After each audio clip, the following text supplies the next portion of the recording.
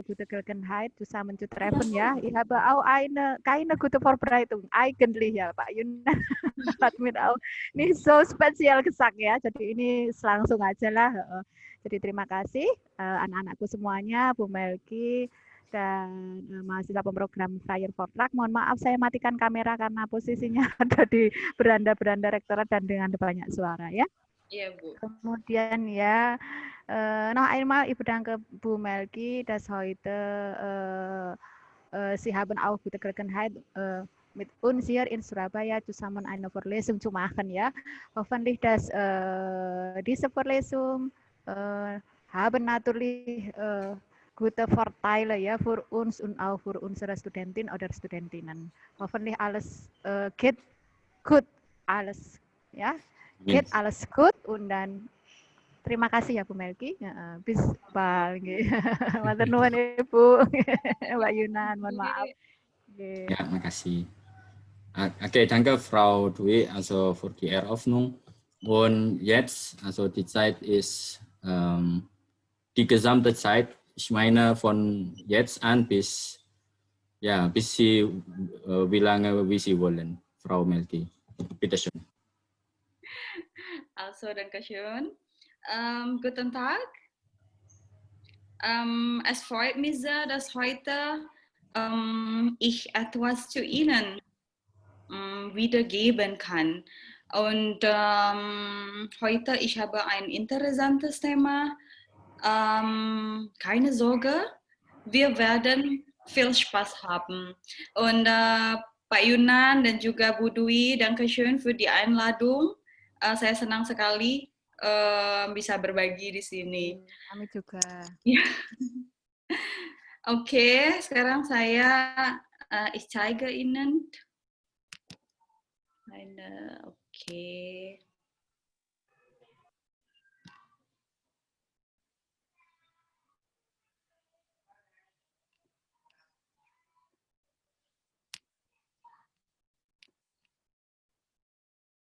Hier.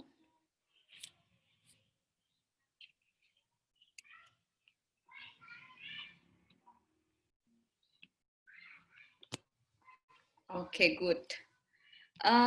Hier habe ich ein Thema. Das ist, man kann nicht kommunizieren. Bevor ich zu viel rede, möchte ich Ihnen fragen, was bedeutet das eigentlich? Man kann nicht kommunizieren. Kalian juga bisa menjelaskan dalam bahasa Indonesia ya, nggak usah terlalu tegang. Kita wir kennen beides, Deutsch oder Indonesisch. So, was bedeutet das eigentlich? Man kann nicht kommunizieren. Coba kira-kira dari kalimat ini yang kalian tangkap itu maknanya apa ya? Ini sebenarnya kalimat ini sangat populer. Di beberapa buku juga ada. Nah, saya ingin tahu menurut kalian apa maknanya. Di sini ada dua negasi nicht-nya. Man kann nicht kommunizieren. Kira-kira apa ya maknanya ya? Silahkan.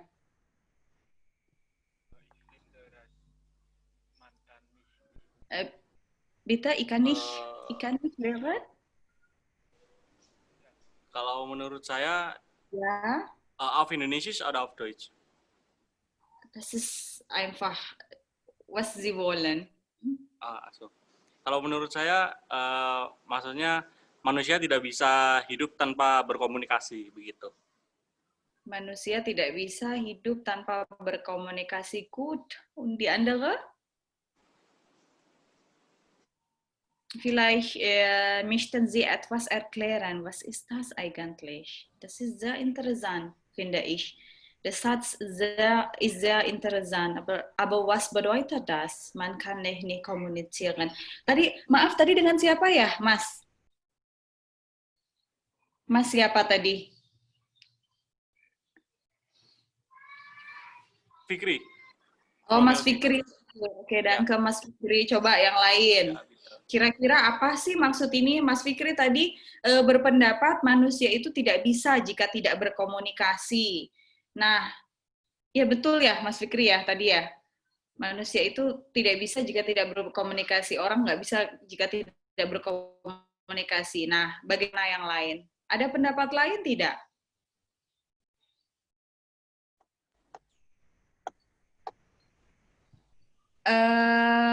Kita di sini sharing, jadi saya menyampaikan satu tema dan saya ingin sekali mendengar dari adik-adik mahasiswa kira-kira apa sih yang kalian pikirkan, jadi supaya saya juga tahu nih apa yang kalian dapatkan dan apa yang kalian lihat dari kalimat ini. Jadi saya berharap kita ada komunikasi timbal balik ya. Ya, dengar. Mas siapa ini? So, man kan nicht kommunizieren, denke ich, dass man kommunizieren müssen. So, jadi manusia itu memang harus berkomunikasi dalam berbagai macam aspek kehidupannya. Mulai dari misalnya etwas zu vermitteln und mit der anderen Menschen unterhalten und so weiter, seperti itu. So, das ist meinen Sie, kommunizieren ist ein Muss, oder?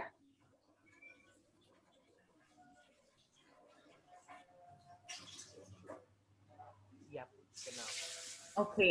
Okay, die andere, bitte schön. Noch? Etwas? Oke.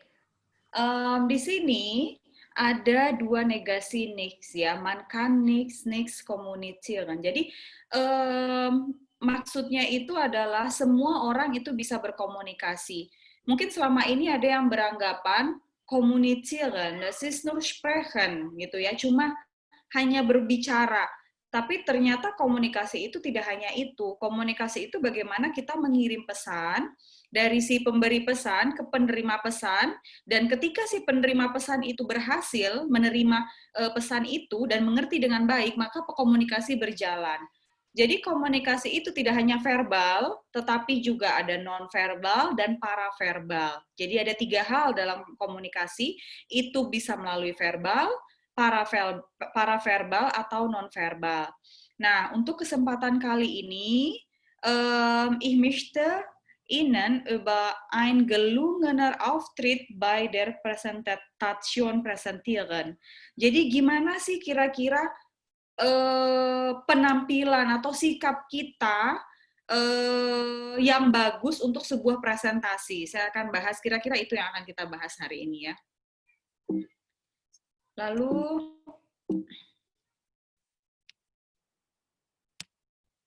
nah hari ini tadi Einführung, lalu was beeinflusst den Auftritt, kita juga akan membahas apa yang sebelum saya lanjutkan, saya mau tanya dulu, was bedeutet eigentlich Auftritt? Ada yang tahu nggak Auftritt itu apa? Pernah dengar nggak Auftritt? Kira-kira apa?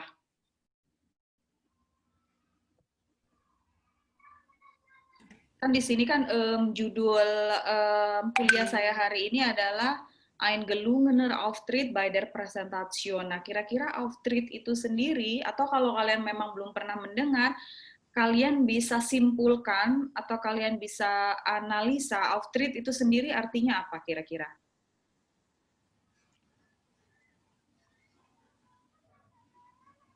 Kan? Penampilan, good. Ada yang lain? Penampakan, hantu ya? Penampakan. Ini yang kuliah banyak kan, bukan cuma 2 ya. Ntar jangan-jangan yang lainnya kabur, ini cuma saya berempat sama Pak Yunan. Iya, Auftritt itu penampilan kita. Ya, was beeinflusst den Auftritt. Jadi gimana penampilan kita ketika presentasi itu. Lalu Bedeutung der Körpersprache. Nah, di sini pasti kalian aneh kok dari Auftritt tiba-tiba ke Körpersprache. Lalu was ist die Beziehung zwischen Auftritt und Körpersprache? Kenapa di sini saya membahas menitik beratkan kepada Körpersprache. Nanti jawabannya akan ada di penjelasan saya ya. Nah, sebelumnya ini saya minta semuanya untuk menjawab pertanyaan saya ini. Wovor haben die Menschen die größte Angst? Setiap manusia tuh pasti punya ketakutan ya. Tapi wovor haben die Menschen die größte Angst? Ketakutan terbesar itu apa? Misal ada orang yang takut mati, itu hal biasa ya. Atau ketakut ketinggian, atau yang lagi hit sekarang takut apa namanya itu tripofobia atau apa, takut yang bolong-bolong gitu. Nah, kira-kira menurut kalian, wovor haben die Menschen die größte Angst? Pasti ya, semuanya kita punya ketakutan. Nah, apa itu coba? Subjektif berarti. Frau Melki ya. Kenapa? Subjektif. Iya, subjektif. Public speaking. Public speaking, okay. Meinen Sie vor dem Publikum sprechen? Ja, zum Beispiel eine Präsentation machen. Ja? Ja. Okay, die andere, bitte Dafür. schön.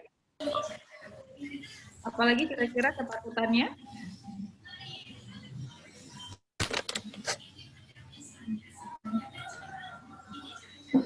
Tadi ada yang berpendapat for dem Publikum sprechen, lalu apa lagi? Ada banyak. Pasti setiap manusia itu mempunyai ketakutan ya. Atau takut diputusin pacar misalnya, itu kan juga ketakutan. Jadi banyak gitu ketakutan-ketakutan yang ada dalam hidup kita. Jadi nggak mungkin kalian tuh nggak punya ketakutan. Jadi untuk pertanyaan saya kali ini kalian nggak jawab itu nggak mungkin nggak bisa, bukan karena nggak bisa. Mungkin karena malu ya, padahal saya nggak bisa lihat kalian juga nih. Mungkin ini, takut menjawab pertanyaan ini. Oh, takut menjawab pertanyaan juga itu ketakutannya. Ya, itu ketakutan. Jadi kalau kuliah dosen udah bertanya, ini saya juga pernah jadi mahasiswa loh. Jadi ketika kuliah dosen udah bertanya, yang saya lakukan adalah pura-pura nulis atau pura-pura sibuk supaya saya nggak ditunjuk atau supaya saya nggak menjawab. Nah, yuk kira-kira apa nih? Tadi ada yang jawab takut for dem Publikum sprechen, ada takut juga menjawab pertanyaan, atau takut apa lagi? Takut yang lain? Berhadapan dengan banyak orang. Bitte? Takut apa? Berhadapan dengan banyak orang. Berhadapan dengan banyak orang, iya. Jadi ini maksudnya berhadapan dengan banyak orang tidak hanya presentation makan ya, tapi apa aja. Misal kamu ketemu orang juga takut gitu. Lebih ke presentasi dan diskusi. Diskusi, oke. Tapi ada loh orang yang memang karena terlalu introvert, jadi buat ketemu orang itu takut. Ada. Coba, takut apa lagi kira-kira? Nggak usah yang formal-formal banget juga nggak apa-apa kok. Takut. Kalau saya pribadi takut kepala lele yang habis digoreng, Frau Melgi. Kepala Kepala ikan lele yang habis digoreng itu. Kenapa kayak kepala ular ya? Iya, kayak geli-geli gitu. Oh, kalau gitu kamu harus coba masak lele, lebih geli lagi. Astaga. Nah, coba sekarang yang lain. Ada yang takut kepala lele. Ini kan kadang yang gini. Kok bisa sih takut seperti itu gitu? Setiap orang itu sangat subjektif. Setiap orang itu pasti punya ketakutan. Nah, kira-kira apa lagi nih ketakutan kalian yang kalian punya? Takut untuk memulai. Takut untuk memulai apa? Memulai hubungan baru. Makanya yang sekarang walaupun udah nggak cinta masih dipertahankan gitu ya. Mas Jimin apa itu tadi barusan ada? Ya, apa Mas? Takut apa Mas? Takut akan kegagalan. Takut akan kegagalan. Takut gagal membina. Takut akan kegagalan tuh biasa ya, tapi harus kalian ketahui, seseorang yang sukses itu bermula dari kegagalan. Nah, ini lama-lama saya jadi motivator nih di sini. Ayo takut apa lagi yang lain? Gak sendirian. Sendirian. Ada yang takut sendirian, ya biasa itu. Terus ada yang takut gelap mungkin ya? Takut kepada Tuhan Yang Maha Esa. Takut pada Tuhan. Itu harus. Nah, dari berbagai macam ketakutan ini, ich möchte Ihnen eine Ausbildung zeigen. Ya, coba kita lihat. Apa sih kira-kira ketakutan terbesar yang dimiliki oleh manusia? Das ist ein bisschen überrascht. Das ist eine Überraschung. Coba kita lihat ya. Ya, jadi kita bisa lihat di sini, for diese Ausbildung, wir können sehen, for Gruppensprechen ist die größte Angst. Ini mengalahkan kematian, ketakutan terhadap penyakit, ketakutan terhadap tempat tinggi. Nah, ternyata for Gruppensprechen ist die größte Angst. Und ich denke, sie ist so viele Faktoren zu führen, ja, sowohl internal als auch eksternal. Jadi kira-kira menurut kalian kenapa orang itu memiliki ketakutan berbicara depan umum? Itu ketakutannya sangat besar. Dari grafik ini kita bisa melihat. Ini agak mencengangkan. Kenapa banyak orang takut bicara di depan umum? Kira-kira. Malu. Tidak percaya diri. Tidak percaya diri, apalagi. Terus biasanya kurang menguasai materi yang akan dipresentasikan. Ya, hat keine gute Vorbereitung ya. Jadi ngerasa kayak ich habe keine Vorbereitung. Jadi ich habe Angst vor Gruppensprechen. Karena apa yang mau saya sampaikan, saya aja nggak punya apa-apa. Kadang begitu ya kita berpikir ya. Atau apakah yang saya sampaikan ini benar? Mungkin kita berpikirnya seperti itu. Nah, apalagi kira-kira penyebabnya? Penampilan. Oke, penampilan. Kenapa? Penampilan, saya jerawatan nih hari ini, nggak pede ngomong di depan umum gitu misalnya. Atau aduh, itu ada mantanku sekarang kurang cantik atau kurang ganteng atau apa pokoknya penampilan ya. Penampilan, keine gute Vorbereitung, lalu apa lagi kira-kira? Kann ich jemanden überzeugen? Kayak nggak bisa meyakinkan orang lain. Wir denken, dass wir das Publikum nicht überzeugen können, ya. Jadi kita, orang akan percaya nggak sih apa yang kita omongin, gitu kan? Ya, benar. Sedangkan saya sendiri aja begini, mereka percaya nggak, gitu. Oke. Lalu yang lain kira-kira apa? Takut menyinggung perasaan lawan bicara. Takut menyinggung perasaan lawan bicara, oke. Jadi ini sensitivitasnya yang tinggi. Skill public speaking yang kurang. Oke, skill public speaking yang kurang, oke. Berarti retorik und Präsentation, kompetensinya belum punya, bukan belum punya, mungkin belum sempurna merasa ya. Oke, lalu? Dan banyak hal lagi yang mempengaruhi kenapa kita takut untuk berbicara di depan umum. Nah, lalu setelah itu, setelah beberapa hal itu, kita kan tadi membahas beberapa ketakutan-ketakutan. Nah, und jetzt, ich möchte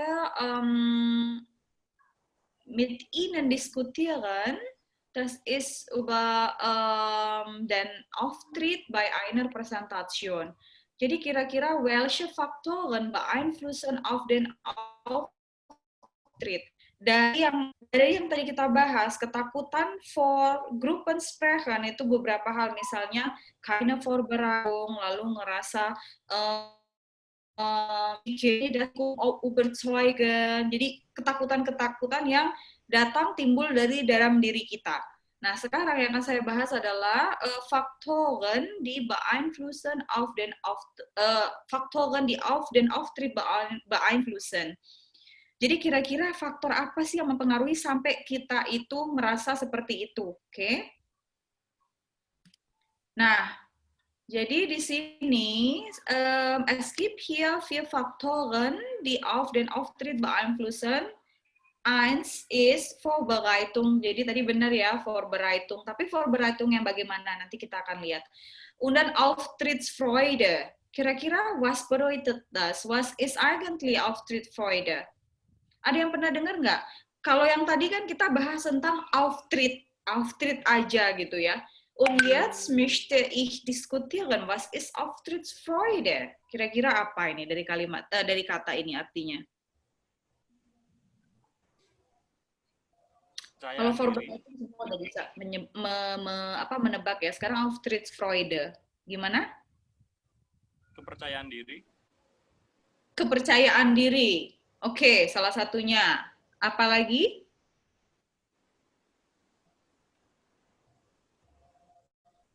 Auftrittsfreude, kira-kira apa lagi? Tadi ada kepercayaan diri, rasa percaya diri bahwa das Publikum überzeugen kan. Kita percaya diri, kita bisa gitu menampilkan sesuatu dan meyakinkan publikum kita bahwa apa yang kita sampaikan itu berguna. Oke, itu salah satunya Auftrittsfreude. Lalu apa lagi? Apa yang dimaksud dengan Auftrittsfreude? Mungkin kalian pernah baca atau kalian pernah melihat.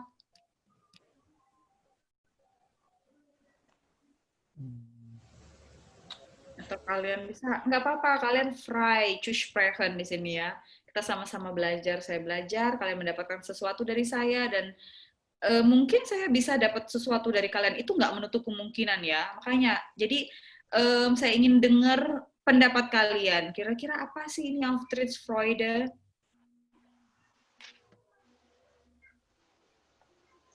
Ayo. Jadi salah satu Auftrittsfreude tadi adalah kepercayaan diri. Auftrittsfreude sendiri ini artinya arti secara letter luck-nya itu adalah kesenangan untuk tampil gitu. Jadi tapi dalam hal yang positif ya. Ada yang banci tampil kan, apa-apa tampil, apa-apa posting, apa-apa foto, apa-apa ini. Nah, itu mungkin lebih ke arah negatif. Kalau ini ke positif, ketika dia menampilkan sesuatu, man hat positive Vorstellung oder Meinung. Jadi ketika kita mau menampilkan sesuatu, itu wir denken immer, okay, ich kann diese Präsentation gut behalten. Okay, ich kann mein Publikum überzeugen. Jadi di dalam pikiran kita itu semuanya tentang hal-hal yang positif. Atau kalau dulu saya waktu kecil, ketika saya ingin menampilkan sesuatu, guru saya itu selalu bilang, anggap aja mereka itu botol. Jadi untuk menghilangkan ketakutan pada diri kita, gitu kan? Nah, jadi terus berpikir positif. Mereka bukan siapa-siapa, yang siapa-siapa itu kita. Jadi kita harus percaya diri. Nah, itu Auftrittsfreude. Itu yang harus kita timbulkan dalam diri kita, ya. Lalu ada Lampenfieber. Pasti pernah mendengar ya, Lampenfieber. Kira-kira apa? Demam panggung. Demam panggung, ya benar. Di sini ada yang artis nggak? Atau yang suka nyanyi, atau yang anak band, yang suka tampil, ada nggak? Prahoro. Prahoro. Roro. Jadi pasti sering merasakan ini Lampenfieber. Sekelas orang-orang yang sudah terkenal ya, singa-singa podium, orang-orang yang sudah sering ibaratnya ngomong itu menjadi hal yang lumrah dalam hidupnya, pasti Lampenfieber itu akan terjadi. Ini hal yang sangat-sangat biasa. Bahkan saya pun mau mengajar di kelas, itu pasti kadang sedikit ada demam panggungnya. Atau mungkin Auftrittsfreude saya agak, aduh bisa nggak ya hari ini, nah seperti itu. Oke, lalu Körpersprache. Körpersprache, apa itu Körpersprache? Bahasa tubuh. Bahasa tubuh. Bahasa tubuh, ini bahasa tubuh yang bagaimana ya maksudnya ya? Saya taunya bahasa kalbu, bahasa tubuh ini apa ya kira-kira ya? Bahasa Mungkin gestur. Gestur, mimik. Gestur, mimik, iya misalnya gini, kalian di kafe misalnya kan, saya mau kopi gitu. Ditanyain mau berapa, kan cuma jawab gini. Mengerti nggak orangnya? Mengerti. Ya, nah itu adalah komunikasi. Walaupun Sie sprechen nichts, cuma begini doang, orang akan mengerti, ya. Atau misalnya lagi di kampus, yang laki-laki lagi jalan, yang perempuan lagi duduk-duduk, tiba-tiba begini-begini, ngerti nggak maksudnya? Jadi itu semua itu komunikasi. Tanpa kalian honest sprechen, man kann verstehen, das ist kommunizieren, ya, das ist eine Kommunikation. Oke, jadi ini 4 faktor yang mempengaruhi penampilan kita. Yang pertama, Vorbereitung, Auftreten, Lampenfieber, und Körpersprache. Nah, sekarang saya akan bahas satu-satu. Vorbereitung. Maksudnya kira-kira apa ya? Was bedeutet das? Di sini ich habe geschrieben, gute Vorbereitung bedeutet Perfektion. Was bedeutet das? Warum gute Vorbereitung ist eine Perfektion? Kira-kira apa yang dimaksud di sini?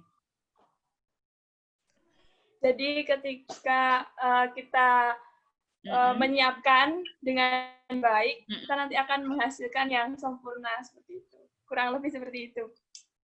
Jadi yang sempurna, iya. Persiapannya yang matang, jadi ketika nanti sprechen, kita bisa sprechen dengan baik.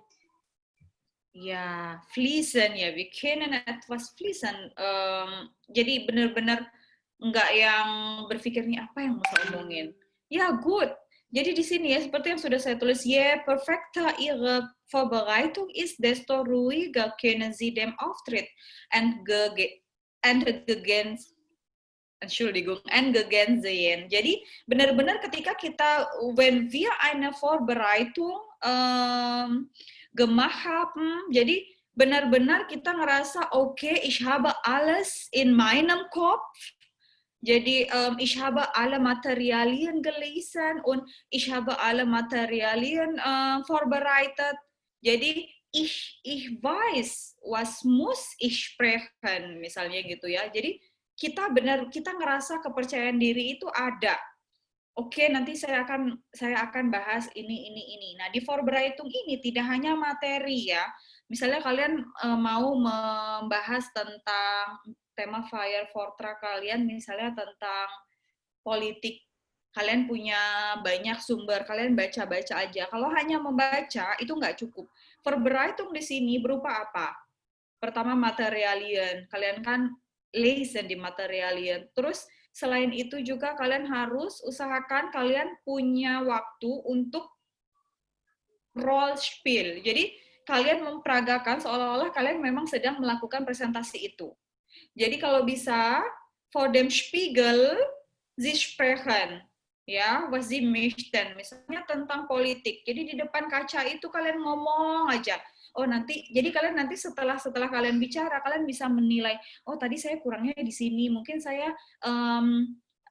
blik kontaknya kurang, mungkin gestik saya terlalu banyak, atau mungkin mimik saya kurang berekspresi, seperti itu.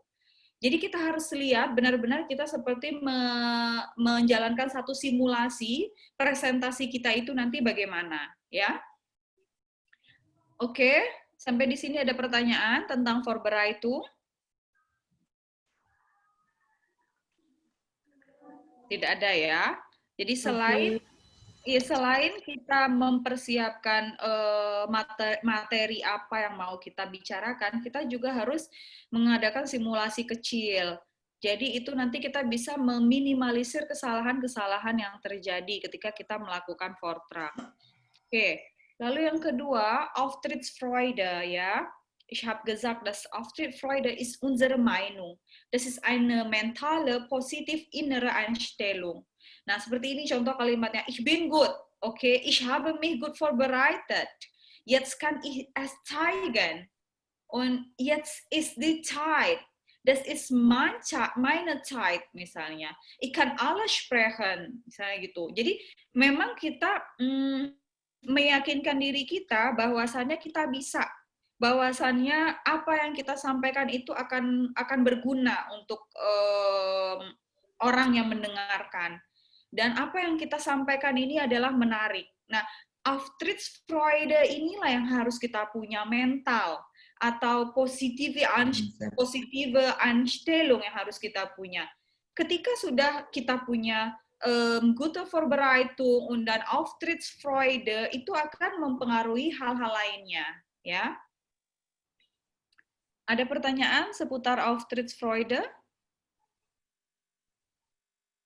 Jadi tadi kalau Vorbereitung itu kan membahas masalah materi apa yang akan kita bahas. Kalau Auftrittsfreude ini lebih kepada Meinung, unsere Meinung, unsere Vorstellung, ich kann das Publikum überzeugen. Ini penting loh. Karena apa? Kepercayaan diri itu hanya kita yang bisa bangun, ya. Kalau misalnya orang lain yang bilang, enggak kok bisa, kamu pasti bisa, kamu pasti bisa. Tapi diri kita aja nggak bisa percaya dengan diri sendiri, itu kalian nggak bisa. Jadi mulailah untuk percaya pada diri kalian sendiri bahwa saya bisa melakukan ini, maka Auftrittsfreude itu akan muncul, ya. Oke, selanjutnya Lampenfieber. Lampenfieber di sini tadi kita sudah bahas, Lampenfieber itu adalah demam panggung. Lampenfieber is die natürliche Reaktion des Körpers auf eine Stresssituation. Jadi ketika kita stres, ya, Lampenfieber ini akan muncul, ya. Je wichtiger die Situation eingeschätzt wird, desto größer kann das Lampenfieber werden. Jadi semakin penting acara itu untuk kita, maka semakin besar demam panggung yang akan kita rasakan. Ada nggak? Haben Sie eine Erfahrung über Lampenfieber? Ada nggak kira-kira kalian yang ada. punya pengalaman? Ada gimana kira-kira? Coba ceritakan. Tapi bukan saya yang mengalami, orang lain. Ketika itu saya sedang ada. Jadi dulu pernah ada kayak pengabdian mahasiswa gitu, Frau Melki. Nah, di kelompok saya itu mau mengadakan pensi, itu konsepnya fashion show gitu. Nah, fashion show-nya itu anak-anak. Nah, waktu itu ada anak, namanya saya lupa. Itu benar-benar stres, benar-benar demam sampai pusing, sampai wajahnya pucat gitu. Akhirnya dia nggak mau tampil. Padahal itu nggak ngomong. Cuma lewat doang ya gitu ya. Iya, cuma lewat doang. Tapi dia nggak mau kan. Jadi mungkin menurut kita masa gini aja takut sih. Iya kan, menurut kita gitu, masa gini aja takut gitu. Tapi mungkin menurut dia ini tuh acara yang luar biasa gitu. Jadi makanya sampai akhirnya dia pucet. Itu mending pucet aja sampai mual-mual, muntah. Iya, sampai gitu. muntah. Dia sampai muntah dia. Oke. Berarti memang dia Lampenfiebernya benar-benar mengguncang. Oke, di Anda kah mungkin apa tadi yang mau cerita pengalamannya tentang Lampenfieber? Ayo, Frau. Ya, gimana?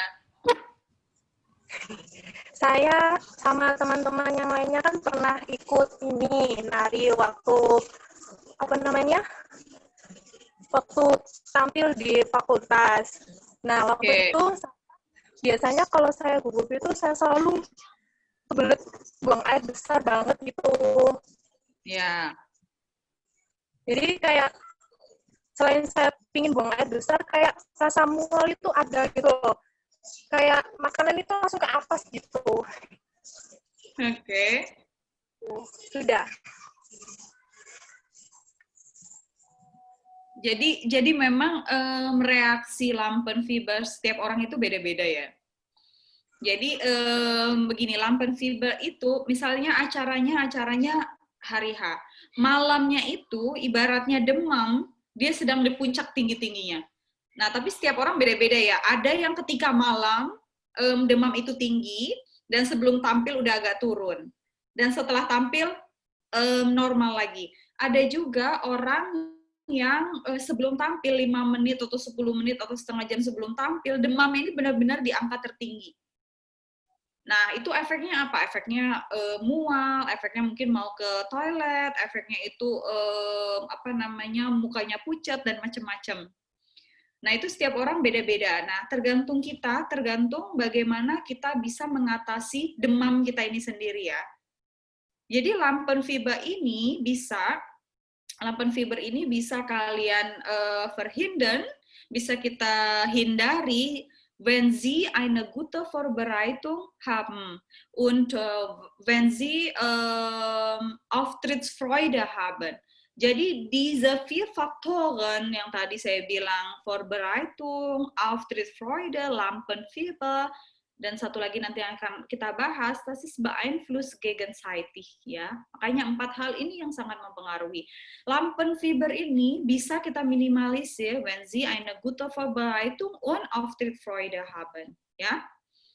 Nah, jadi banyak sekali cerita-cerita tentang Lampenfieber. Ada juga misalnya kalau saya dulu ketika sudah di panggung saya lupa mau ngomong apa, kayak blackout. Pasti banyak yang begitu ya. Jadi ketika di depan apa ya, kok yang keluar bahasanya ini aja terus aja diulang-ulang. Nah itu juga demam panggung. Walaupun mungkin Vorbereitungnya ada, Vorbereitungnya bagus dari udah seminggu sebelumnya itu kita punya Vorbereitung, wir haben eine gute Vorbereitung. Tapi ternyata Auftrittsfreude kita kurang, ya. Wir haben nicht zu groß unsere positive Einstellung, cuma ya sekedar ya udah aku bisa, tapi kita tidak benar-benar meyakinkan diri kita bahwa kita bisa. Nah, ini pengaruh di Lampenfieber. Oke, lalu yang selanjutnya ini ada Körpersprache, ya. Körpersprache ist die Gedanken einer Person und ihre Körpersprache bilden. Jadi ini Körpersprache ini kalian percaya nggak bahwa Körpersprache ini dipengaruhi oleh pikiran? Pikiran apa yang sedang kita pikirkan itu mempengaruhi Körpersprache. Kira-kira itu maksudnya apa ya?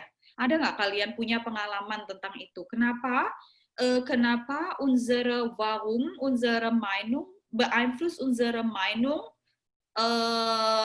Körpersprache? Kenapa kira-kira? Atau kalian nggak setuju? Nggak apa-apa. Misalnya, saya nggak setuju, Frau Melki. Ich stimme nicht zu, misalnya. Es gibt keine Beziehung zwischen Körpersprache und Meinung. Das ist okay, kalian bisa ungkapkan di sini kalau memang kalian punya pendapat seperti itu. Gimana kira-kira? Kenapa Körpersprache itu, apakah Körpersprache itu benar-benar punya keterikatan dengan unsere Meinung atau enggak? Kalau saya bilang ya, ada keterkaitan. Menurut kalian bagaimana?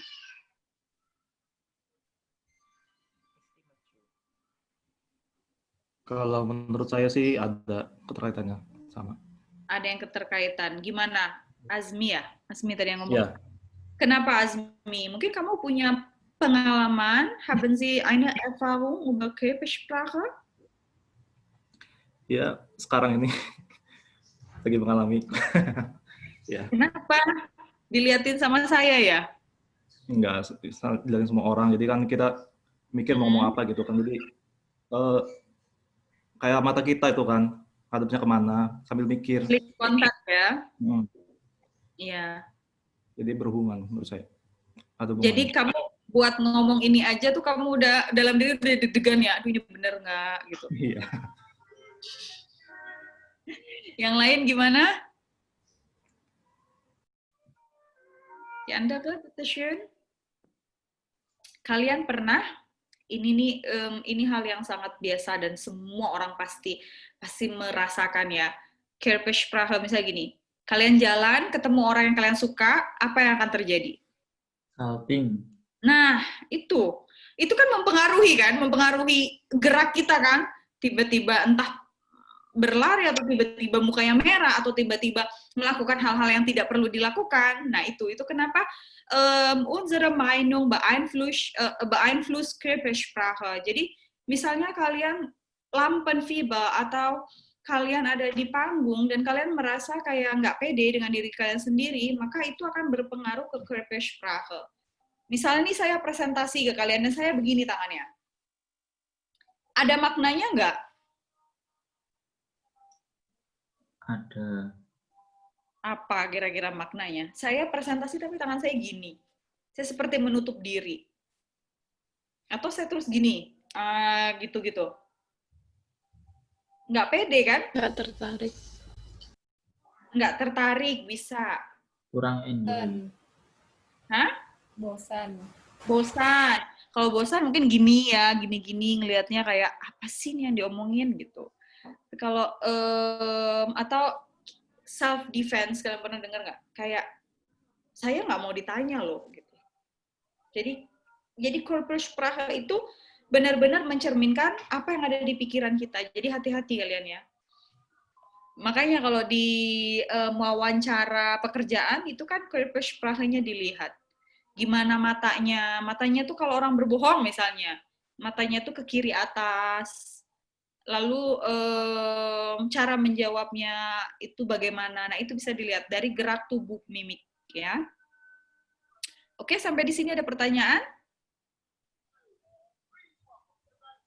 Tidak ada, kita lanjutkan dulu. Belum. Masih semangat nggak? Masih. Semangat. Masih kan jarang-jarang ketemu ya. Jarang-jarang ketemu harus semangat nih. Melki. Ya. Atau untuk memberi semangat, semoga memotivasi ya. Tapi ich habe nur sehr kleine Dinge das ist von Deutschland und auch von China, glaube ich, ja. Ja, was ist das? Das war also Lesezeichen. Ja, ich habe dann Lesezeichen auch zweimal Lesezeichen und ein, wie heißt das denn, Postkarte. Naja, Postkarte. Und das ist Bierdeckel. Also wer trinkt gerne Bier, kann das benutzen. Oder wir benutzen das in Indonesien vielleicht zum Kaffee trinken oder Saft oder so etwas. Ja. Also am Ende dieses Treffens, bitte Frau Melki, wählen sich 3 von den Teilnehmern und sie bekommen dann 3 oder 4, ja. 4 Teilnehmer bekommen diese Sachen. Okay. Okay, danke schön. Sie werden die Geschenke von Herr Yunan bekommen, ja. Und ich wähle ja, Herr Yunan, ich wähle die Teilnehmer. Genau, ya. Oke, good. Nanti ya dapat sesuatu. Nanti kalau ke Jakarta juga dapat sesuatu dari saya. Jauhnya. Oke, makasih. Silakan dilanjutkan, Bu Melki. Oke, kita lanjutkan ya. Lalu ini ada, nah ini kenapa? Kenapa akhirnya? Warum in diesem Unterricht möchte ich über Körpersprache besprechen? Das ist Körpersprache spielt eine große Rolle in einer Präsentation. Das ist die Rolle der Körpersprache bei der Kommunikation. 100% Aufmerksamkeit bei der Kommunikation. Das ist, es gibt 2, ja. 83% entfallen auf die Körpersprache und nur 7% entfallen auf den Inhalt des Gesprächs. Jadi wir können sagen hier, dass Körpersprache ist sehr, sehr wichtig. Kadang orang nggak melihat apa sih yang diomongin, enggak. Tapi dilihat cara dia ngomong. Misalnya kalau datang nih, teman kamu datang tiba-tiba udah ngomong gini, terus mukanya udah bete. Pasti kalian berpikiran, ini kenapa sih? Atau dia bilang sesuatu yang menggembirakan, tapi mukanya muka bete. Yang kalian ingin cari tahu yang menggembirakan atau kenapa mukanya bete. Misalnya gini, dia datang, tahu nggak, saya habis dapat beasiswa loh, dan saya akan pergi ke Jerman selama 4 minggu. Tapi muka itu marah dan bete. Nah, yang lebih menarik kalian untuk bahas beasiswanya atau mukanya? Mukanya. Kan, pasti Sie werden fragen, warum? Kenapa mukanya begitu padahal dia dapat beasiswa gitu. Jadi itulah kenapa Körpersprache itu sangat penting. Nah, lalu Körpersprache ini dipecah lagi. 55% entfallen auf Mimik, Gestik und Haltung. Und und 30% entfallen auf Stimme, Lautstärke, Tonfall und Sprachmelodie. Und das ist paraverbal. Ja, ich habe gesagt, dass Kommunikation, es gibt 3 Teile bei der Kommunikation verbal. Verbal itu sprechen, seperti sekarang saya lakukan, das ist verbal. Und nonverbal, das ist zum Beispiel schreiben, ja, atau mimik, gestik, Körpersprache itu nonverbal, atau paraverbal. Paraverbal itu adalah Stimme, Lautstärke, Tonfall, und Sprachmelodie. Maksudnya apa sih ini, Frau Melki? Misalnya gitu. Misalnya gini, maknanya beda nggak kalau saya bilang begini? Tolong ambilin buku itu pertama ya. Terus yang kedua, tolong ambilin buku itu, beda nggak? Tolong ya ambilin buku itu sprachmelodie saya yang beda kan? Tapi meine Sätze sind gleich. Ja, es gibt 2 Sätze, aber ich habe 2 Sprachmelodie. Yang pertama tinggi, yang kedua rendah. Kira-kira orang yang diminta tolong itu marah yang mana? Pasti sprachmelodie yang tinggi kan? Atau misalnya ada lagi, kalau bisa kasih contoh nggak? Kalimat yang sama, gleiche Sätze, aber haben verschiedene Bedeutung. Bedeutung ini maksudnya implisit ya. Kira-kira kalimat apa?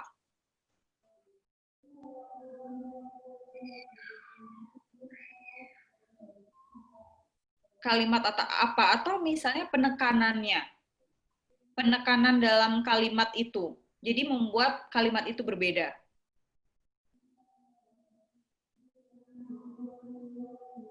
Pernah dengar yang seperti itu?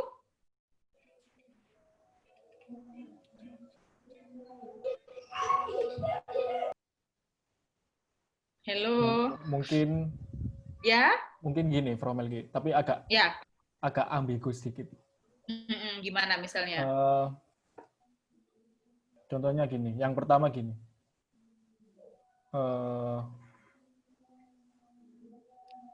Ya udah, aku keluar gitu. Ya udah, aku keluar.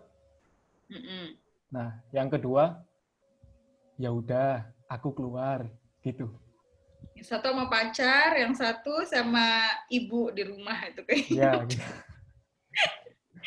Ja, itu kan die beide Sätze haben gleiche Bedeutung, aber verschiedene Sprachmelodie. Tapi yang diterima sama orang yang didengar itu pasti berbeda ya.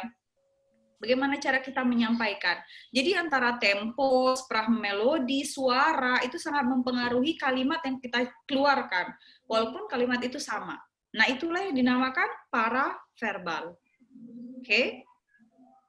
Nah, jadi karena Rolle der Körpersprache ist sehr wichtig bei einer Kommunikation und heute möchte ich Körpersprache diskutieren.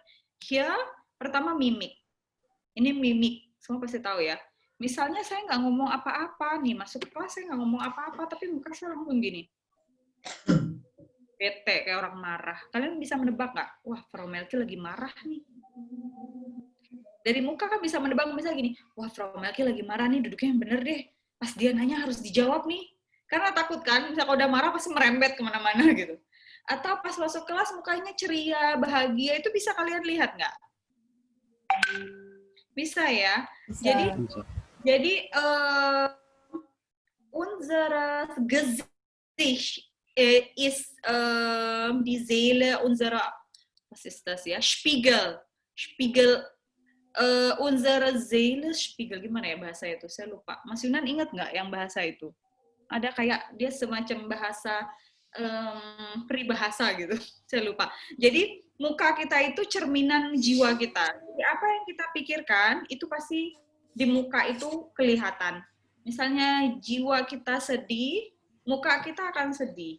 Walaupun kita berusaha menutupi kayak apa, misal kita lagi sedih, kita berusaha menutup, itu pasti kelihatan, ya. Itu mimik. Jadi apa yang berhubungan dengan alle die Bewegung in unserem Gesicht, das ist Mimik, ya. die Augen, die Nase. Jadi semua yang ada di sini itu mimik. Misalnya ketika kalian kaget, pasti gini. Nah, itu apa yang terjadi? Semua yang terjadi di muka kita itu mimik.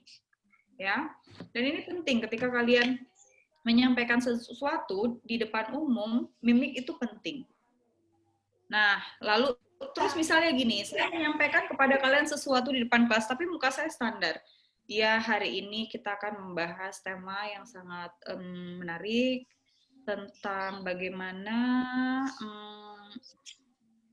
kesuksesan dalam presentasi. Kira-kira menarik nggak apa yang saya sampaikan? Kalau muka saya datar, suara saya datar, seperti itu. Oh, tidak. Kurang. Nah, oke. Lalu yang kedua gestik. Gestik itu die Bewegung in unsere Hände. Misalnya gini-gini, itu gestik. Kita nggak perlu jawab cuma gini, gini, atau gini, atau gini, atau gini. Nah, itu gestik. Ya. Gestik itu macam-macam, beda. Nah, ini balik lagi ke kultur nanti bisa. Misalnya kalau orang Jawa mau nunjuk sesuatu tuh pakai jempol kan sopan gitu ya. Tapi kalau di Jakarta kayak gini aja. Mungkin kalau di Jawa begini kurang sopan. Ya kan? Pasti pakai gini. Kalau Surabaya saya nggak tahu. Ini Jogja ya? Surabaya nggak kali ya? Surabaya biasanya gini doang, Romli. Gelo, gitu doang. Jadi, nah begitu kira-kira ya. Itu yang gestik. Jadi di Bewegung, unsere Hände Bewegung, das ist gestik. Ya. Lalu Haltung. Nah, Haltung ini kelihatan dari atas sampai bawah. Saya kalian berdiri ya, terus begini, kakinya disilang atau gini. Jadi mimiknya ada, gestiknya dapat, lalu semua gerakan tubuhnya itu Haltung. Misalnya kita berdiri nungguin orang misalnya ya, dia udah telat misalnya datangnya, pas kan dirinya gini, bete mukanya, nah itu udah kelihatan, itu Haltung. Ya. Jadi tadi dari atas ini mimik, gestik tangan, lalu Haltung itu semuanya. Mimik masuk, gestik juga masuk. Oke, nah seperti ini kira-kira. Mimik itu di bagian kepalanya, lalu gestik di sini, di tangan. Nah, cara kita berdiri, cara kita bersikap, itu Haltung. Dan, was ist wichtig? Das ist sehr, sehr wichtig ya, in Körpersprache ist Blickkontakt. Jadi, ketika kalian sedang melakukan Vortrag di depan, dan kalian tidak ada Blickkontakt, es gibt gar nichts Blickkontakt, itu nggak bisa. Kenapa? Karena kalian membangun komunikasi itu dari apa? Dari Blickkontakt. Ya, kalian lihat satu orang di depan kalian. Tapi kalau misalnya kalian presentasi sesuatu, aber es gibt kein Blickkontakt, misalnya ngomongnya gini, oke, hari ini saya ada tema yang sangat menarik. Apakah orang akan tertarik? Enggak kan, yang ada ketika kalian lihat ke depan, nanti publikumnya udah kabur. Karena menurut mereka saya aja nggak dilihat, kenapa saya harus melihat yang ngomong gitu. Jadi Blickkontakt spielt eine große Rolle bei einer Präsentation. Jadi itu penting sekali ya, Blickkontakt. Oke, sampai di sini ada pertanyaan?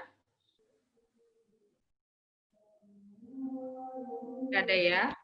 Oke, ich habe ein Video. Ich möchte das Video zeigen.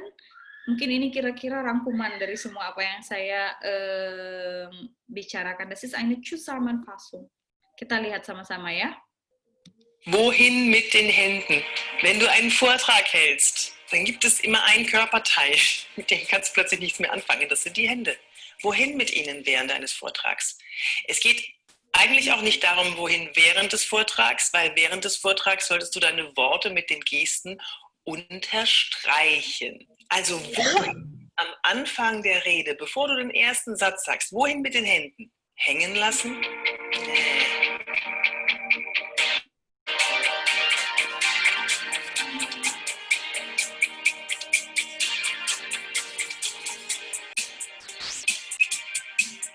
Ich für mich habe folgende Position gefunden. Das ist, ich mache 2 kleine Schälchen, lege die Hände ganz locker vor der Gürtellinie ineinander und so stehe ich wunderbar. Wichtig ist noch, ein bisschen Luft hier unter den Armen zu lassen, dann wirkt der Oberkörper ein bisschen größer und es wirkt nicht so verklemmt. Was am häufigsten passiert, ist Folgendes.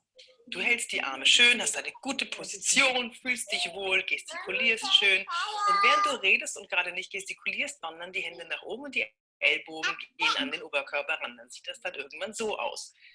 Das ist wirklich der häufigste Fehler, der passiert. Versuche, deine Hände auf Gürtellinie zu halten. So wirkst du immer schön offen und kannst trotzdem schön gestikulieren. Wenn du die Arme zu hoch nimmst und die Hände sind vor deinem Brustkorb, dann sieht das immer so ein bisschen aus wie, ich bin doch ein bisschen unsicher. Obwohl du vielleicht gar nicht unsicher bist. Du kannst natürlich die Hände einfach hängen lassen und von hier unten kannst du auch wunderbar gestikulieren. Problem ist jetzt aber, dass dir dann möglicherweise die Schultern nach vorne fallen. Die Hände sind runter und die Schultern fallen nach vorne. Das kannst du vermeiden, indem du die Hände vorne zusammennimmst. Dann gehen nämlich die Schultern ein bisschen nach hinten. Ja, Frau Merkel hat das wahrscheinlich auch gemacht und so ist die Merkel-Raute entstanden. Die solltet ihr übrigens nicht machen, weil die zu viele Assoziationen wecken beim Publikum. Sie ist einfach besetzt, die ist weggenommen, die hat jetzt keinen Redner mehr zur Verfügung. Macht sie, wenn ihr wollt, ist nicht schlimm, aber seid euch bewusst, die ist besetzt. Hand in der Hosentasche. Ich bin kein großer Fan davon, also ich würde es nicht machen. Bei mir ging es auch schon deswegen nicht, weil ich nie irgendwelche Anzughosen anhabe, in die man gut reingreifen kann. Da sieht es wenigstens noch ein bisschen lässig aus. Aber ich habe jemanden gesehen auf der Bühne, der hat wirklich in die enge Jeans seine Hand reingequetscht. Die hatte dann hier Wülste bis oben hin und hat dann hier die ganze Zeit so gestikuliert und geredet. Nein, das sieht einfach nicht gut aus. Und es wirkt auch nicht besonders respektvoll dem Publikum gegenüber. Wenn du einen Stift in der Hand hast, spiel nicht damit herum. Das verführt natürlich, wir haben was in der Hand, damit können wir uns beschäftigen. Aber auf der Bühne hat das nichts verloren. Ich kann mit Markern oder Edding sowieso nicht hantieren, weil ich male mich immer voll. Ich arbeite viel mit Flipchart, aber ich habe immer irgendwo irgendwelche Flecken. Also ich bin lieber ohne. Die Hände auf den Rücken zu nehmen, das mache ich schon mal im Seminar, wenn ich eine Frage gestellt habe und dann kommt eine Antwort und ich höre zu und ich höre sehr aufmerksam zu. Das bedeutet für mich, ich handle jetzt nicht, jetzt ist der andere dran. Oder wenn ich im Seminar eine Übung mache, wo jemand auf die Bühne kommt, dann kommt er auf die Bühne, ich trete zur Seite und nehme die Arme hinter den Rücken, verschränke sie hinter dem Rücken und lasse ihm die Bühne. Die Hände vor der Gürtellinie zu falten oder vor dem Körper zu falten, ist eine schlechte Idee. Es gibt nur wenige Vorträge oder Präsentationen oder Reden, bei denen wir wirklich beten sollten oder müssten. Und es sieht immer ein bisschen komisch aus. Es sieht wirklich verkrampft aus, zumal, wenn du wirklich ein bisschen angespannt bist, dann willst du auch nicht mehr mit den Händen reden, weil du hast sie zu verkrampft hier. Bitte nicht die Hände flach vor dem Bauch halten, das sieht eher aus, als hättest du Bauchschmerzen. Du kannst dich auf der Bühne hinstellen, wie du willst. Du musst dir nur darüber bewusst sein, dass alles, was du machst, eine Wirkung hat. Zum Beispiel kannst du dich auch mit verschränkten Armen hinstellen. Das kannst du, natürlich. Ich benutze das, wenn ich in 2 Rollen schlüpfe. Also wenn ich Storytelling mache und ich möchte die eine und die andere Rolle voneinander trennen, auch optisch für den anderen. Zum Beispiel, wann warst du denn das letzte Mal bei der Maniküre? Ich weiß es nicht. Ich glaube, vor 2 Wochen. Du kannst mit dem Körper so viel darstellen. Nur, für dich musst du finden, was ist deine Position, von der aus du eine Rede halten kannst. Ganz entspannt. Das ist meine, vor der Gürtellinie, nicht hochwandern lassen, nicht runterhängen lassen. Das ist meine, kannst sie gerne mal ausprobieren oder du findest deine. Ich halte am liebsten Vorträge nur mit Headset, weil dann habe ich beide Arme frei und kann mit beiden Armen machen, was ich will. Und eine einladende Geste sieht einfach besser aus mit 2 Händen als nur mit einer Hand, wenn man das Mikrofon vor der Nase hat. Bis zum nächsten Mal. Viel Spaß beim Ausprobieren. Tschüss. Wohin mit den Händen? Okay, wir haben das Video gesehen. Jetzt möchte ich zusammenfassen. So, bei einer Präsentation, es gibt 4 Faktoren, die unsere Auftritt beeinflussen. 1, Vorbereitung. Gute Vorbereitung ist sehr, sehr wichtig bei einer Präsentation. Ja? Die Vorbereitung ist nicht nur über die Materialien lesen, sondern auch ein Rollenspiel. Wir sollen versuchen, wie ist unsere Präsentation vor dem Spiegel. Okay, 2, Auftrittsfreude. Was ist Auftrittsfreude? Auftrittsfreude ist unsere Einstellung oder unsere Meinung. Wir müssen auch etwas positiv denken. Zum Beispiel, ich bin gut und jetzt ist meine Zeit. Ich kann alles sprechen. Ich kann mein Publikum überzeugen und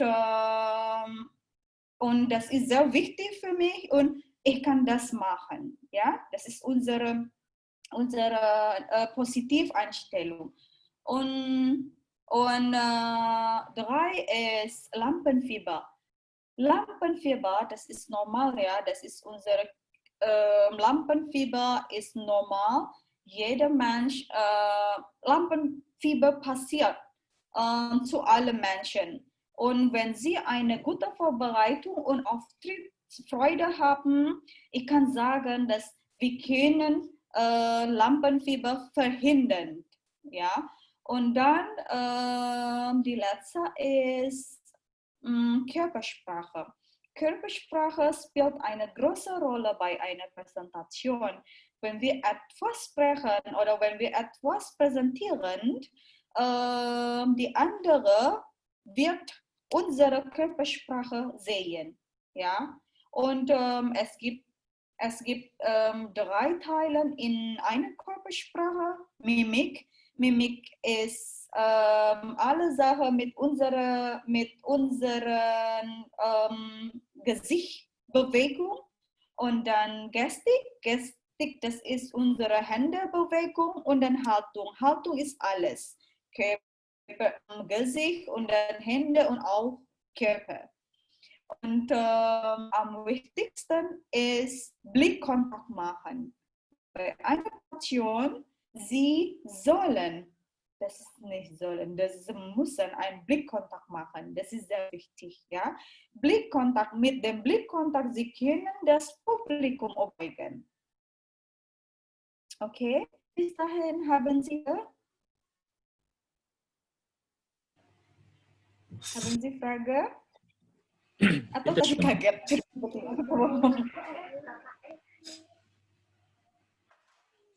Ja, also bitte schön, wenn Sie Fragen haben, wenn Sie Fragen stellen möchten, Frau Melki steht Ihnen zur Verfügung. Okay, das,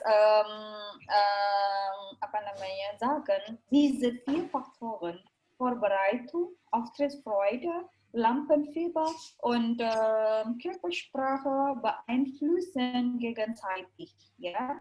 Jadi satu aja kalian maka akan mempengaruhi yang lainnya. Jadi 4 ini harus benar-benar dipersiapkan. Jadi untuk persiapan itu Vorbereitung und Auftrittsfreude, lalu itu yang akan mempengaruhi nanti kalian Körpersprache kalian gimana. Nah, kalau misalnya kalian sudah ada Lampenfieber, maka Körpersprache kita juga akan aneh kan. Kalau misalnya kita Lampenfiebernya yang terlalu besar misalnya kita punya. Nah, jadi diese 4 Faktoren beeinflussen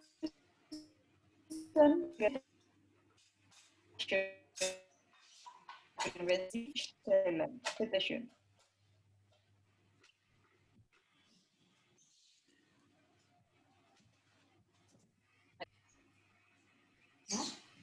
Ya, oke, menarik sekali yang disampaikan Bu Melki ya.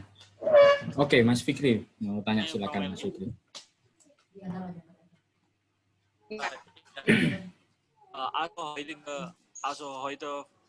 Heutige Vorlesungen am meisten benutzen wir Zoom und dann wie kann ich meine Präsentation man überzeugen? Also ich kann nur beim Mimik und Gestur, aber beim Haltung finde ich, das kann ich nicht. Okay, ja, ich kann das verstehen. Beim Zoom, das ist ein bisschen schwierig, wenn wir nur Gestik, Mimik und Körpersprache zeigen, weil es nur online. Und was ist wichtig ist eine Visualisierung, ya visualisasi itu penting. Nah, visualisasinya itu dalam bentuk apa? Presentasi, PPT, slide presentasi kalian. Sie können auch ein Video zeigen oder Sie können auch etwas kommunikativ bauen. Jadi komunikasi yang bagus antara dua arah itu harus kalian bangun. Lalu visualisasi yang saya katakan adalah buatlah PPT semenarik mungkin, ya. Dengan PPT yang menarik, orang-orang akan melihat.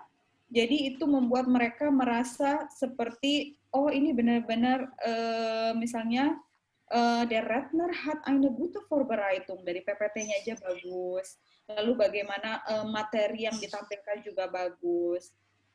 Sebenarnya saya udah bilang sama Pak Yunan, saya punya tema lagi tentang wie macht eine gute Präsentation. Ya Pak Yunan ya, bagaimana membuat presentasi yang bagus. Tapi mungkin nanti ya di kesempatan berikutnya kalau saya dikasih kesempatan lagi, saya akan belajar. Saya kira kita tanya saja ke mahasiswa, rekan-rekan mahasiswa, apakah mau mengundang Bu Melki lagi di kelas atau sudah? Pak Yunan, nanyanya mah nanti kalau nggak ada saya dong, kalau ada saya gini, pasti jawabnya mau. Nanyanya nanti ya. Ya.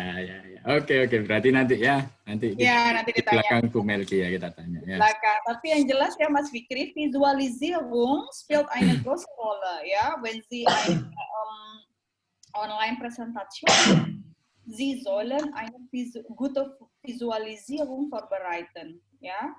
Jadi karena yang dilihat orang ketika kita online seminar, online presentation, online Vorlesung itu hanya visualisasi kan? Ya, presentasinya aja. Sama presentasinya aja. Mimik kita ya. Dan bagaimana kalian membuat satu presentasi yang bagus itu juga ada trik-triknya. Bagaimana menyusun pola warnanya, bagaimana menempatkan kalimat-kalimat, dan bagaimana membuat fontnya, dan bagaimana nge-twist judul. Kalau kalian perhatikan judul tema saya hari ini, Vorlesung saya hari ini, Unterricht saya hari ini adalah Ein gelungener Auftritt bei einer Präsentation. Itu sebenarnya judul besarnya. Tetapi saya twist judulnya saya twist menjadi Man kann nicht kommunizieren. Jadi ketika orang masuk membaca itu nggak bisa langsung nggak bisa langsung menebak ini kira-kira mau bahas apa ya gitu. Iya. Jadi judul yang menarik gitu. Buat judul yang menarik. Saya tadi ngiranya itu, ini kayaknya salah ketipu, ini kok ada dua nih-nya ya. Gitu ya. Luar biasa berhasil berarti ini ya. Salah kelas, ini materinya salah. Berarti berhasil yang disampaikan Bu Melki tadi, sudah menipu saya tadi. Iya, ketipu berarti ini Pak ya. Jadi itu namanya twist. Twist dalam kita membuat judul. Itu salah satu cara kita menarik perhatian gitu ya. Iya, benar. Oke. Ada pertanyaan lain? Dan untuk Frau Melki. Ya, Frau Melki mau bertanya. Ya, ini siapa nih? Nafis. Oh, Nafis, oke. Nafis. Mana Nafis? Nggak ada wajahnya Mas Nafis? Ya, ada ini wajahnya. Oh ada, sorry. Tengah-tengah Mas. Oke. Ayo Mas. Ya, kan Frau Melki ini pengalaman dalam public speaking-nya banyak. Nah, apakah ada tips yang benar-benar manjur ketika kita sedang berada di panggung, lalu kita ngomong ke banyak orang, audiensnya banyak, itu kita ngeblank gitu. Ketika di panggung kita ngeblank, black out gitu. Udah benar-benar lupa materi kita, apa yang diomongin itu lupa, terus pembahasannya itu ngalur ngidul gitu. Apakah ada tips? Oke, kalau masalah blackout itu kan tadi kita bahas ya, salah satunya adalah karena lambat bisa dari barang ikan nih Was muss ich ya sepanjang perjalanan saya berbicara di depan umum. Jadi ketika kita menyiapkan materi itu kalian baca, lalu bikin poin. Dari setiap poin itu kalian paham, oke, poin yang harus saya bicara tuh misalnya ini ya. Poin yang harus saya bicarakan adalah 4 faktor, yaitu Vorbereitung misalnya, lalu Lampenfieber, Auftrittsfreude, dan satu lagi Quellsprache. Kalian baca aja materi semuanya itu, tapi yang harus diingat, harus benar-benar diingat, itu adalah poinnya. Jadi, ketika kalian blackout, nggak apa-apa materi tentang penjelasannya hilang, tapi poin itu nggak boleh hilang. Nah, kalau poin itu sudah ada di otak kalian, maka insya Allah itu tetap bisa ngomong. Yang penting sesuai poin. Dan satu lagi tadi saya bilang, for dem Spiegel sprechen, itu penting sekali.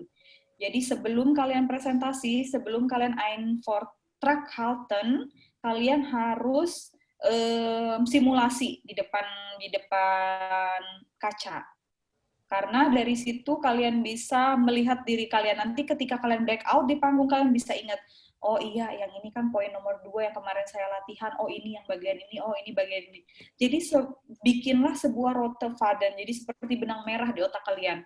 Oh tema ini, materi ini ngarahnya kemana, muaranya kemana, awalnya kemana. Jadi kalian kayak udah tahu poin-poinnya, titik-titiknya. Hindari menghafal itu hindari. Kenapa? Kalau menghafal lupa, nggak bisa ngomong. Ya. Kalian punya materi, kalian baca, kalian hafal, lupa, nggak bisa ngomong. Tapi kalau poin yang kalian tahu, kalian pahami, kalian latihkan, ketika lupa kalian masih bisa ngomong. Oke? Okay? Podcastnya Bu Melki apa ya di YouTube ya? Apanya? Podcast. Saya ada podcast. Jangan ditonton lah itu. Saya sebenarnya ada podcast, tapi nanti aja ya itu dikasih tahu kalau udah bermanfaat. Karena itu podcastnya masih podcast yang ketawa-ketiwi aja tentang cinta pertama, tentang dulu waktu bucin gimana gitu, tentang hal-hal yang gitu ya nggak penting sebenarnya. Saya kapan hari sudah lihat, tapi saya cari lagi kok belum ketemu. Ada Mas M Podcast namanya. Yang lain jangan denger ya. Oke, kira-kira gimana Nafis? Atau kamu punya pengalaman, atau mungkin menurut kamu, enggak kok, saya udah kayak gitu Frau Melki, tapi enggak, it doesn't work. Sebenarnya saya enggak bekerja sama saya. Das funktioniert nicht, misalnya. Ya, mungkin itu kan itu, Frau Melki. Maksudnya itu kan termasuk di Vorbereitung sebelum kita tampil tuh. Nah, kalau misalnya kita udah di atas panggung gitu loh, cara mengatasinya, apakah kita harus mencairkan suasana dengan ngejokes atau gimana gitu? Salah satu contohnya adalah apa? Bewegung, kalian bergerak. Itu salah satu cara untuk mengurangi Lampenfieber. Kalian bergerak, setelah bergerak, usahakan presentasi kalian itu ada ice breaking ya. Bentar ya, Mbak, ada. Iya, sama Mbak Mami Nadine. Sorry, maaf. Lalu? Apa namanya? Kono anake Randy pisan. Ice breaking, saya punya anak 2, jadi jangan kaget dari anak yang kedua. Jadi ice breaking itu penting. Fungsinya apa? Supaya publikum relax, kita juga relax. Kayak saya tadi, misalnya ya, saya kasih judul lalu saya langsung tanya kan, saya langsung brainstorming. Pertama itu untuk brainstorming, kedua itu untuk supaya nggak tegang. Jadi saya ada waktu untuk nafas gitu kan. Gimana menurut kalian misalnya publikum kalian ajak komunikasi, publikum kalian lemparkan pertanyaan itu supaya kita nggak tegang. Jadi sambil otak kita mikir, nih kita nanti habis ini mau ngomongin apa ya. Nah, terus di sela-sela presentasi kalian atau di sela-sela kalian mengajar, itu harus ada ice breaking. Ice breaking kenapa penting? Ice breaking itu selain untuk kita kembali men-charge diri kita, buat berpikir, ini saya harus ngapain. Nah, orang-orang juga lebih relax. Ice breaking kan bisa dalam bentuk permainan, misalnya. Atau dalam bentuk pertanyaan atau apapun. Nah, itu cara kita menetralisir Lampenfieber dan memberikan kita waktu untuk kita berpikir supaya nggak blackout. habis ini ngapain ya? Apa ya yang akan dibahas? Seandainya benar-benar terjadi blackout, lemparkan pertanyaan. Oh, berarti yang terpenting itu ice breaking itu komunikasi dua arah dengan publikum gitu, berarti. Ya, ice breaking itu bisa dalam bentuk bisa dalam bentuk pertanyaan atau dalam bentuk games, spielen, ya. Oke. Vielen Dank, Frau Melki. Ya, Nafis, gerne. Ada pertanyaan lagi nggak? Ya, Frau Melki. Oh, siapa tadi? Ya, Koko. Saya, Frau. Iya. Ini siapa, Yudo Jadi atau gini. Pramoro manggilnya nih? Koko. Koko. Bebas. Gimana? Koko, Bebas. Koko manggilnya. Ya. Okay. When wir eine Präsentation machen, dann wir haben auch viele Zuhörer. Terus kemudian es gibt ein paar Fragen der itu out of the box dari apa yang sudah kita presentasikan. Dan seperti gimana ya, Frau Melki? Jadi wir haben good Vorbereitung, tapi ternyata ketika kita menghadapi pertanyaan tersebut yang ternyata out of the box, langsung ngeblank, terus kemudian kita merasa bahwa oke, dia juga punya statement dan benar, that is auch richtig kayak gitu. Kemudian gimana caranya supaya kita yang pertama itu tidak menghadapi pertanyaan out of the box itu kita tidak ngeblank. Terus kemudian yang kedua adalah bagaimana cara kita supaya untuk menutupi bahwa kita itu sebenarnya meskipun kita kita juga pastikan ketika presentasi kita juga secara tidak langsung bahwa ini adalah ilmu yang saya bawa dan ini juga benar. Kemudian kita tidak seperti menyalahkan si dia, tapi juga tidak ketahuan bahwa kita itu sebenarnya memiliki keraguan atas jawaban yang kita berikan dari pertanyaannya si dia. Seperti itu, Frau Melki. Oke, sekarang konteksnya ini di dalam kelas atau presentasi di depan umum? Tentang misalnya seminar atau apapun? Bisa dikatakan seminar gitulah ya. Oh, kalau seminar, oke. Ini kalau pengalaman saya aja ya, Misalnya ada pertanyaan yang mungkin saya belum begitu paham, saya berusaha menjawab dulu, tapi nanti saya balikin lagi, bagaimana menurut kalian gitu. Atau kalau sudah mentok, kita akui bahwa itu kita belum menguasai. Itu hal yang paling menurut saya paling logis. Karena daripada kita katakan tapi ternyata itu salah dan kita tidak ada kesempatan untuk membenarkan, lebih baik kita mengakui bahwa memang saya mungkin belum tahu banyak tentang ini, tapi yang saya tahu hanya begini. Jadi di situ lebih logis gitu loh. Kita akui ini yang saya tahu, tapi yang lebih banyaknya lagi saya belum tahu, tapi ini yang saya tahu. Jadi kita kasih tahu, kita tetap kasih jawaban. Jawabannya itu yang kita tahu aja, tapi kita akui bahwasannya pengetahuan saya cuma yang saya tahu hanya segini, tapi saya akan, misalnya kalian bisa lemparkan pertanyaan, mungkin ada dari peserta lain yang pernah mengalami pengalaman seperti ini, atau mungkin yang punya jawaban yang lebih menarik, misalnya gitu. Kalian bisa lemparkan pertanyaan. Itu tadi yang saya bilang kan, melemparkan pertanyaan itu adalah salah satu cara kita untuk menghindari lampenfieber. Pasti ketika kita ditanyakan sesuatu yang kita nggak bisa jawab, itu kan pasti grogi ya. Grogi. Nah, makanya langsung lempar pertanyaan ke publikum aja. Nanti biasanya kalau saya dari jawaban-jawaban orang yang masuk, itu nanti kita bisa tiba-tiba ingat sesuatu. Oh iya itu jawabannya ini, oh iya itu jawabannya ini. Jadi kita kayak butuh brainstorming dulu dari orang-orang. Gitu. Bisa begitu juga. Jadi sebenarnya gini ya, seorang public speaker yang unggul itu bukan karena dia benar-benar pinter, tapi sebenarnya ini ya bahasanya, Karena dia pinter ngeles kalau kata orang Jakarta, kayak bajai. Jadi cara ngelesnya itulah yang pinter. Entah itu dalam bentuk pertanyaan, ataukah itu dalam bentuk kita mengakui bahwasannya saya tahu tapi saya belum menguasai gitu.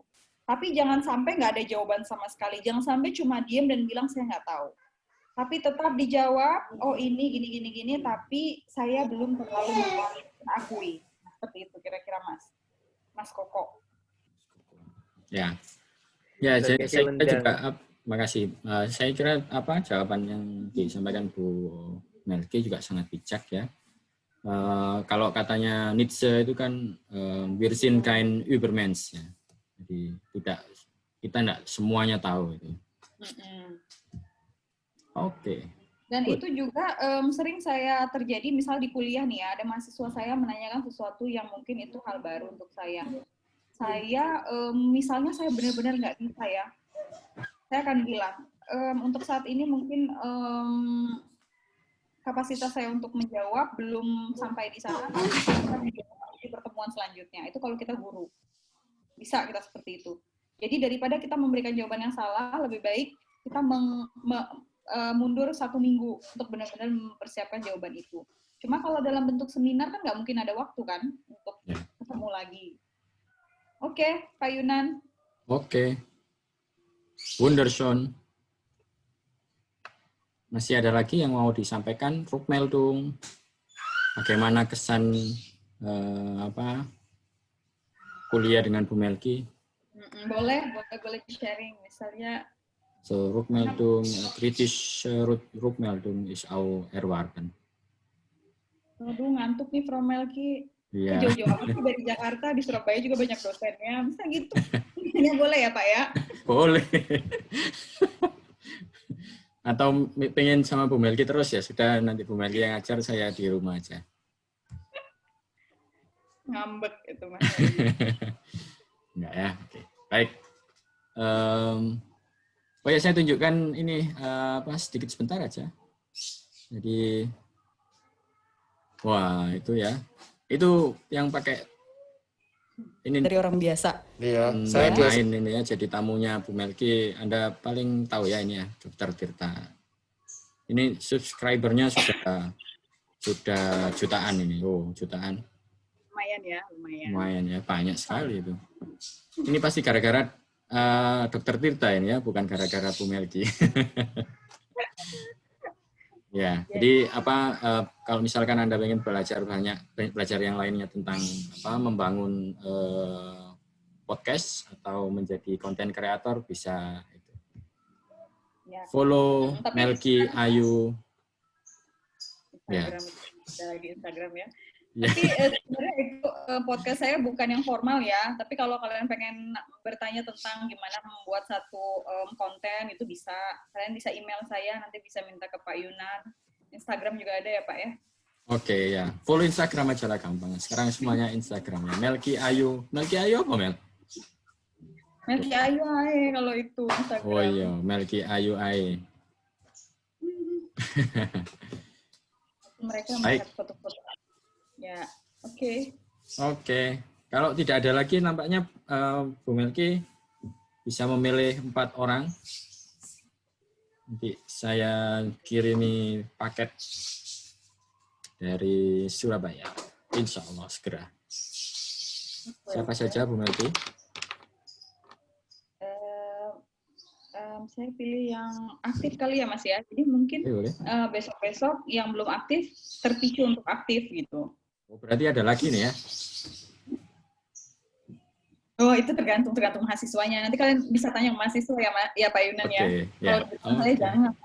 Tapi mereka nggak mau, saya yang mau. Oke, buat Nafis boleh 1. Nafis ya. Tadi kok yang perempuan jarang ngomong ya? Oh, karena belum lihat podcastnya Bu Melki yang itu memilih jodoh di masa depan. Kalau sudah melihat itu pasti semangat semua. Atau gini saya bisa tebak, kalau kuliah saya yang nanya laki-laki, kalau kuliah Pak Yunan yang nanya mesti perempuan ya. Karena itu kan psikologi mahasiswa gitu. Kalau dosennya perempuan tuh mahasiswanya yang aktif, dosennya laki-laki mahasiswinya yang aktif. Oh gitu ya. Terus itu Mas Nafis oke. Terus tadi Safira. Safira satu. Buat Azmi biar nggak takut ngomong. Oh Azmi ini lebih dekat dari Bu Melki yang ngirimin di Jakarta dia. Oh dia di Jakarta? Ya. Bukan, saya di Serang. Oh. Serang. Ya kan deketan Jakarta daripada sini. Oke. Nafis, Safira, Azmi, satu lagi Bu Melki. Apa ya? Bu. Fikri deh. Fikri ya. Oke.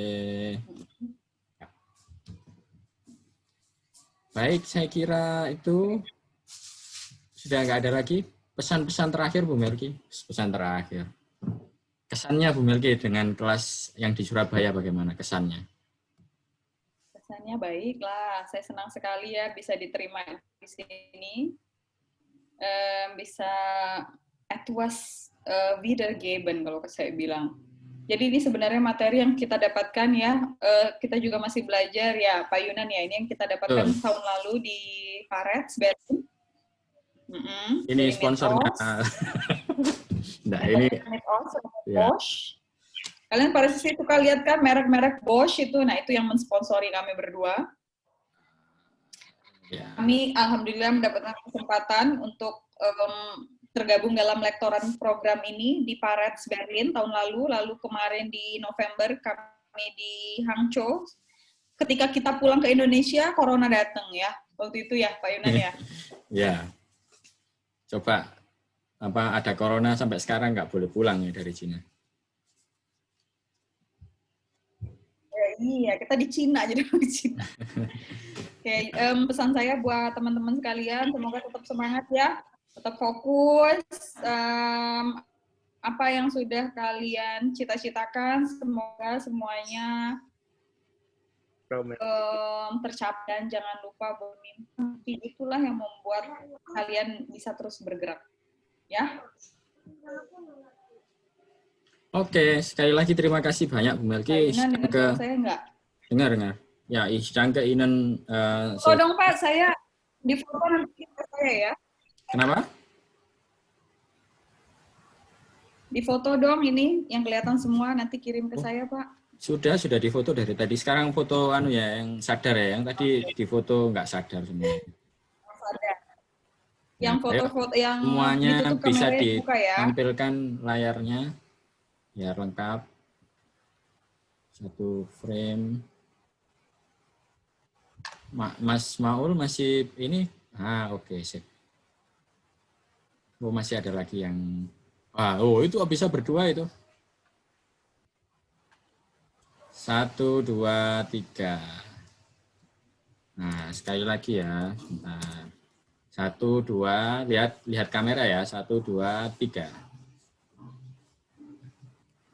Oh, masih ada yang noles. Sekali lagi. 1, 2, lihat kamera ya. 1, 2, 3. Oke. Dankeschön. Ich danke Ihnen, Frau Melki, sehr. Also im Namen UNESA, im Namen auch den Studenten. Ja, also und ich glaube, das war auch sehr schön, das war sehr interessant. Vieles Neues lernen wir von Ihnen. Und vielleicht, also wir können ja auch in den nächsten Treffen wieder begrüßen. Okay. Ja, okay. Ja, und für die anderen, das glaube ich auch alles für heute. Also wir treffen uns mal wieder, insya Allah am Freitag mit Frau Ririn aus Universitas Negeri Malang. Oke, tschüss. Assalamualaikum warahmatullahi wabarakatuh. Waalaikumsalam. Waalaikumsalam. Terima kasih, Frau Melki.